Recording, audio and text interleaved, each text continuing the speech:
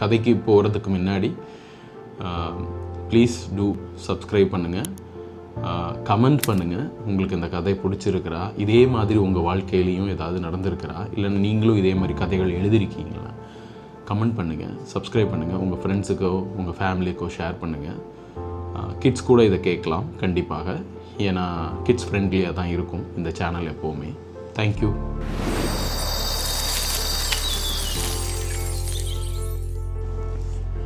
Okay, இந்த கதை வந்து என்னோடய இன்னொரு ஸ்பெஷல் கதைகளில் ஒன்று. அடிமை தாத்தான்னு, நாங்கள் கூப்பிட்ட பேர் அடிமை தாத்தான்னு. ஸோ அடிமை தாத்தாவை பற்றி பேசணும்னு நினைக்கிறேன். ஏன்னா அவர் எனக்கு வாழ்க்கையில் நிறைய ஒரு அனுபவங்களை கொடுத்துருக்காரு, எக்ஸ்பீரியன்ஸஸை கொடுத்துருக்காருன்னு சொல்கிறோம்ல, அனுபவங்களை தந்திருக்காரு. அவர் போகிற போக்கில் அனுபவத்தை தந்துட்டு போயிருக்காரு அவர். அந்த தாத்தாவை பற்றியான கதை இது. அந்த தாத்தா ஏன் சொல்லணும்னு நினைக்கிறேன்னா, அதில் நிறைய புனைவுகளும் இருக்குது இந்த கதையில். பட் ஆனால் அவர் அந்த ஊரில் எனக்கு அவர் கற்றுக் கொடுத்த விதங்கள் புதிய, அதாவது நான் கிராமத்திலே வளர்ந்தாலும் கிராமத்தை பற்றி நிறைய தெரியாமல் இருந்த ஒரு கிராமத்தில் வளர்ந்தவன். அப்போது இன்னொரு கிராமத்துக்கு போகும் பொழுது மட்டும்தான் அந்த கிராமத்தை பற்றி அவர் முழுமையாக சொல்லும் பொழுதும் அப்போ வந்து அதோட அனுபவங்களை நமக்கு கிடைக்கிது. அதனால் இந்த கதையை நான் சொல்லணும்னு ரொம்ப விருப்பப்படுறேன். இந்த கதை நடக்கிற இடம் வந்து போன கதையில் சொன்ன மாதிரி பூதப்பாண்டிங்கிற ஒரு கிராமம் தான். நான் என்னோடய ஊரில் இருந்து எப்போ இந்த விடுமுறை நாட்கள் வரும்னு காத்துக்கிட்டே இருப்பேன். நானும் சரி, எங்கள் வீட்லேயும் சரி காத்துக்கிட்டு இருப்போம். வீட்டில் நான், என்னோடய அக்கா, அண்ணா எல்லாருமே காத்துக்கிட்டு இருப்போம். எப்போ வந்து நாங்கள் வந்து பூதப்பாண்டிக்கு போக போகிறோம். ஏன்னா எங்கள் தாத்தா வந்து அந்த ஊர் தான். போன கதைகளில் கூட கேட்டிருப்பீங்க, பூதப்பாண்டிங்கிற ஒரு கிராமம். அதை சுற்றி இருக்கிற கதைகள் மட்டுமே முதல்ல பேசிகிட்டு இருக்கிறேன். அப்போ அந்த கிராமத்துக்கு வந்து எப்போ நமக்கு வந்து விடுமுறை நாட்கள் வரும்னு சொல்கிறது தான் அகெயின் திருப்பி ரிப்பீட் பண்ணுறேன். Annual holidays which is like கோடைக்கால விடுமுறை வரும். அப்போ கோடைக்கால விடுமுறைக்கு நம்ம காத்துக்கிட்டே இருப்போம், எப்போ விரும்பி வரும். அன்னைக்கு பரீட்சை முடிஞ்ச அடுத்த நாள் புதப்பாண்டிக்கு காலையில் கிளம்பிடுவோம். சீதாப்பால் வண்டியோ இல்லைனா தடிக்காரங்குண வண்டியோ ஏதோ ஒரு வண்டியை பிடிச்சி கிளம்புவோம். நான், எங்கள் அக்கா, அப்படி அம்மா எல்லாருமே கிளம்பி அப்படி போயிட்டுருப்போம். போகும்பொழுது நாகர்கோவிலேருந்து அந்த தடிக்காரங்குண வண்டியை எடுத்துகிட்டு உள்ளே போவோம். அப்போ வந்து புதப்பாண்டியோட பஸ் ஸ்டாண்டில் வந்து இறங்குவோம். நாங்கள் இறங்கின உடனே எங்களை கூப்பிட வர்ற ஒரு தாத்தா வருவார். அவர் பேர் தான் அடிமை தாத்தா.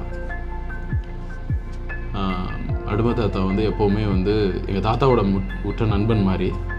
தாத்தா கூடயே வேலை பார்த்தாரு, தாத்தாவோட வயல்லாம் வேலை செஞ்சார், தாத்தா கூடயே தான் இருப்பார் அதிகமாக.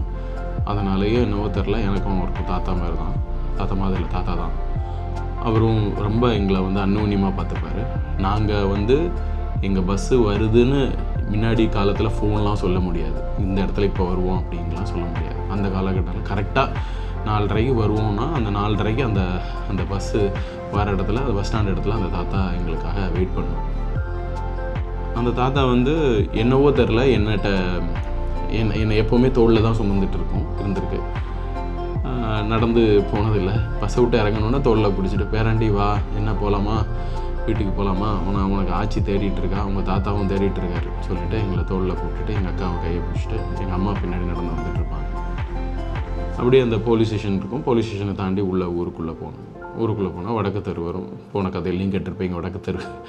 ஸோ அதில் எங்கள் தாத்தாவும் ஆச்சியும் எங்களுக்காக வெயிட் பண்ணிகிட்டு இருப்பாங்க. போன உடனே எங்களுக்கே கிடைக்கிற ஒரு முறுக்கு இருக்கும். முறுக்கும் டீ தூள் போட்டு டீ இருக்கும். அப்புறம் டீ தூள் அதில் வந்து டீயில் வந்து முறுக்கை போட்டு தருவாங்க எங்கள் ஆச்சி. சாப்பிட்டுட்டு கொஞ்சம் உட்காண்ட்ருப்போம். அடிமை தாத்தா வந்து சொல்லுவார், டே நாளைக்கு காலையில் தூங்கி எழுந்திரிச்சு ரெடியாகி நம்ம வந்து வயல்லாம் பார்க்க போகலாம் அப்படின்னு. ஏன்னா விடுமுறை நாள் தானே. ஸோ நம்ம அப்போ என்ன பண்ணுவோம், ஒன்றும் பண்ணுறதுக்கு இல்லை, வயலெல்லாம் பார்க்க போகலாம், ஆற்றை கடந்து போகலாம், அப்புறமா மண்ணடி போகலாம், இப்படி ஒவ்வொரு ஊராக போகலாம் அப்படின்னு சொல்லி என்னை வந்து இது பண்ணிகிட்டு இருந்தார். ஸோ அடுத்த நாள் காலையிலையும் நானும் சரி குளிச்சுட்டு காலையில் எழுந்திரிச்சிட்டு, எங்களுக்கு நான் ஆற்றுல போய் தான் குளிக்கணும், அங்கே பாத்ரூம் ஃபெசிலிட்டிஸ்லாம் கிடையாது. ஆற்றுல போய் குளிச்சுட்டு வீட்டுக்கு வந்துட்டு காலையில் பழைய ஏதோ இட்லியோ ஏதோ இருக்கும், அதை சாப்பிட்டுட்டு வெயிட் பண்ணுவோம். அப்புறம் தாத்தா வந்து அவர் வந்து காலையில் 4 மணிக்கே மாட்டெல்லாம் பற்றி எடுத்துகிட்டு போய் எல்லாம் பால்லாம் கறந்துட்டு அதுக்கப்புறம் வயல்லேருந்து புல்லெல்லாம் பறிக்கிட்டு அப்படி வருவார். அதை முடிச்சுட்டு அடும்ப தாத்தா என்ன பண்ணுவார், கூட எங்கள் தாத்தா கூடயே அடும்ப தாத்தாவும் வருவார். அப்போ அடும்ப தாத்தா என்ன பண்ணுவார், போகலாமா பேரண்டே அப்படின்னு சொல்லுவார். சரி தாத்தா நானும் சரி சொல்லிட்டு போவோம். திருப்பி தோல்லே தூக்கி வச்சுட்டு அப்படியே நடந்து போயிட்டே இருப்போம். அந்த மந்தை கோயில் மந்தை வழின்னு சொல்லுவோம். மந்தை வழின்னா இந்த மந்தை வழியில் அதில் மந்தையில் சுடலமாடன் கோயில் இருக்கும். ஸோ அதெல்லாம் தாண்டி எடுத்து அப்படியே போவோம். ஆறு இருக்கும், ஆறை கடந்து ஆறில் நீச்சல் அடிக்க தெரியுமா பேரண்டேன்னு கேட்டார். இன்னும் பிழைகள தாத்தா அப்படின்னு சொல்லிட்டு அப்படியே கூட்டிகிட்டு போனார். ஒவ்வொரு ஊரும் அதாவது எப்படி வந்து அந்த வெயில் காலம் கோடை காலத்தில் வந்து உளுந்து மட்டும் பயிர் போட்டிருப்பாங்க. இது நெல்லுலாம் இருக்காது, உளுந்து இருக்கும். ஸோ அந்த உளுந்தை எப்படி எடுக்கணும், உளுந்து இருக்கும். அப்புறம் வெள்ளரிக்காய் பக்கத்தில் போட்டிருப்பாங்க. இதெல்லாத்தையும் விவசாயம் பண்ணுறது எப்படி பண்ணுவோம், ஏது பண்ணுவோம்னு சொல்லி கொடுத்துட்ருப்பார். அதுக்கப்புறம் சரின்னு சொல்லிவிட்டு அவர் திருப்பி அந்த ஊரை பார்த்துட்டு, அந்த ஊரில் என்ன இருக்கும், புதப்பாண்டி ஊரில் அந்த கோயில் இருக்கும். கோயில் தாண்டி ஆறு வயல்கள் எல்லாத்தையும் சேர்ந்துட்டு எல்லாம் இருக்கும். இதெல்லாமே பார்த்துட்டு அப்புறமா என்ன சொல்லுவார், மண்ணடிக்கு போகலாம் இன்னொரு நாள், அந்த ஊரை தாண்டி கொஞ்சம் நல்லா இருக்குன்னு சொல்லிவிட்டு அந்த ஊர் அதாவது முக்கூடல் தண்ணி வர்ற இடத்துல அந்த இடத்துக்கு போகலாம்னு சொன்னோம். சரி தாத்தா போகலான்னு சொல்லிவிட்டு மத்தியானம் வருவோம். மத்தியானம் எங்கள் தாத்தா சாப்பிடுவார். தாத்தா கூட தான் எங்கள் தாத்தாவும் அடும்ப தாத்தா எல்லோரும் அவங்க சேர்ந்து தான் சாப்பிடுவாங்க. சாப்பிட்டுட்டு நாங்களும் சேர்ந்து தான் சாப்பிடுவோம். சாப்பிட்டுட்டு திருப்பி ஒரு விளையாடுறதுக்கு பசங்க வந்துடுவானுங்க. நம்ம ஊருக்கு போனோடனே பசங்க வந்துடுவானுங்க விளையாடுறதுக்கு. நான் போகலாமா அப்படின்னு சொல்லிவிட்டு விளையாட போயிட்டு வருவோம். அப்புறமா திருப்பி சாயந்தரமாக தாத்தா கூப்பிட்டு போனார். அப்போ கூப்பிட்டு போயிட்டு அதே மாதிரி தோளில், ஏன் இன்றைக்கி வரைக்கும் எனக்கு தரையில் இறக்கி நடக்க வைக்கலன்னு எனக்கு இன்னும் தெரியல. அவர் என்னோட இருந்த வரைக்கும் சரி. அதுக்கப்புறம் மண்ணடிக்கு போனோம். மண்ணடியில் அங்கே ஒரு கோயில் ஒன்று இருந்தது. அந்த கோயில் வந்து கூடாரெல்லாம் போட்டு நல்ல ஒரு கான்கிரீட் பில்டிங்காக இருந்தது. அப்போ கேட்டேன், இது என்ன தாத்தான்னு கேட்டேன். இது கோயில் என்ன சாமின்னு கேட்டேன். சிலுவசாமி அப்படின்னாரு. அதாவது இயேசு கிறிஸ்து தான் அப்படி சொல்லியிருந்தாரு. பரவாயில்லையே கூடாரெல்லாம் போட்டிருக்காங்களே அப்படின்னு நான் சொன்னேன். நம்ம மந்த கோயிலில் இருக்கிற சொடல மாடெல்லாம் நனைஞ்சிட்டு தானே இருக்காப்புல அப்படின்னு அப்படி சொல்லிவிட்டு, பரவாயில்ல நம்ம மந்த கோயிலையும் கூடாரம் யாராவது ஒரு நாள் இன்றைக்கா போடுவாங்க போல் அப்படின்னு சொல்லிட்டு அப்படி நடந்து போயிட்டு இருந்தோம். அங்கே அநேகமாக புதப்பாண்டியில் வந்து அந்த ஊரில் வந்து இந்த மாடன் கோயில், அப்புறமா வந்து அதில் கொடை திருவிழான்னு சொல்கிறது, கொடை விழாலாம் இருக்கும். அந்த மாதிரியான ஊர்கள் தான் அது. அப்புறமா என்னாச்சு, தாத்தா வந்து ஒவ்வொரு வருஷமும் போக போக ஒவ்வொரு அனுபவங்கள், அதாவது எப்படி மாமரத்தில் போய் ஏறி மாங்காய் பறித்து தருவார், அதை சாப்பிடுவோம். அப்புறமா அவர் வந்து என்னன்னா அந்த தெப்பக்குளத்துக்கு கூட்டிகிட்டு போவார். தெப்பக்குளத்தில் நமக்கு வந்து நீச்சல் அடிக்க கற்றுக் கொடுப்பாரு. நல்லாயிருக்கும். அந்த தாத்தாவோட இது எல்லாமே நல்லாயிருக்கும். எங்கள் தாத்தாவும் அவரும் வந்து சேர்ந்து தான் உட்காந்து தான் சாப்பிடுவாங்க. இதோட உண்மையான இது எப்படின்னா, என்ன சொல்ல வரேன்னா, கொஞ்ச நாள் கழித்து பார்த்தோன்னா நான் எப்போ போனாலும் அந்த தாத்தா இல்லை, தாத்தா ஊர்லேயும் இல்லை. அதுக்கப்புறம் தாத்தா ரொம்ப ஊருக்கு வர்றதும் இல்லை. அடும தாத்தா எங்கள் ஊருக்கு, அதாவது பூதப்பாண்டி கிராமத்துக்கு வர்றதில்லை. அவருக்கு ஊர் வந்து மண்ணடி, அதிகமாக வர்றதில்லை. ரொம்ப எங்கள் தாத்தாவோட பழக்கமும் இல்லை. கொஞ்ச நாள் ஆச்சு அந்த தாத்தாவும் மறைஞ்சிட்டாரு.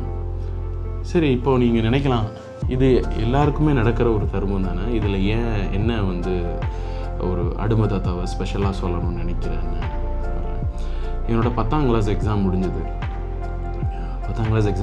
அப்போ வந்து 11ஆம் கிளாஸ் போகிறதுக்கு ஒரு எங்கள் அப்பாட்ட பேசிகிட்டு இருக்காங்க. அப்போ சொல்கிறாரு, இந்த மாதிரி அது கம்யூனிட்டி சர்டிஃபிகேட் இருக்கணும், ஜாதி சான்றிதழ் இருக்கும், அது எங்கேயாவது இருக்கணும். நமக்கு அது வரைக்கும் ஜாதி சான்றிதழ்னால் என்னென்னு தெரியாது.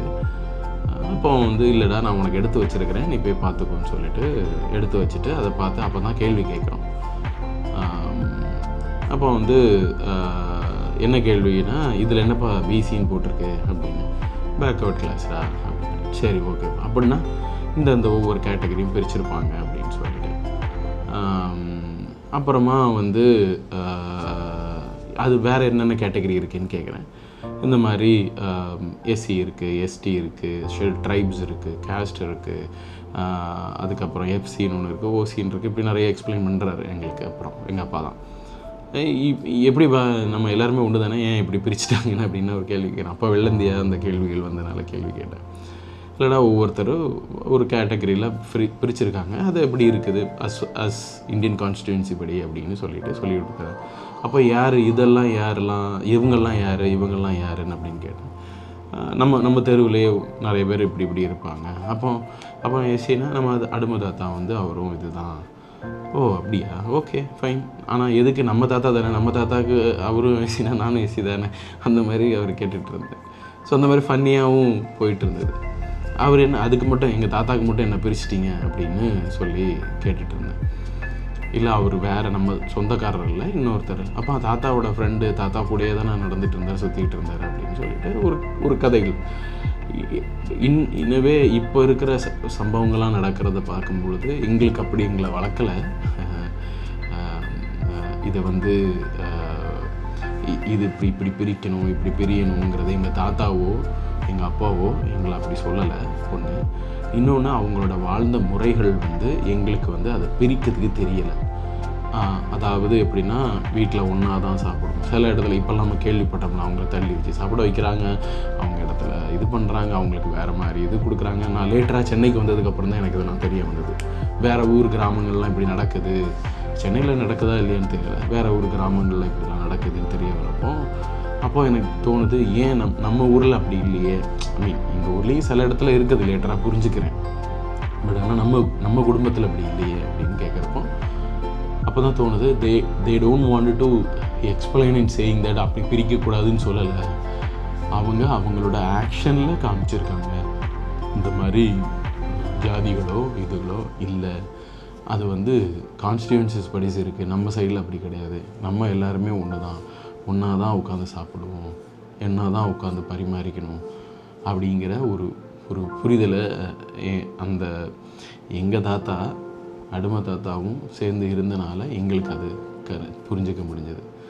இதுதான் அந்த அடிமை தாத்தாவோட கதை.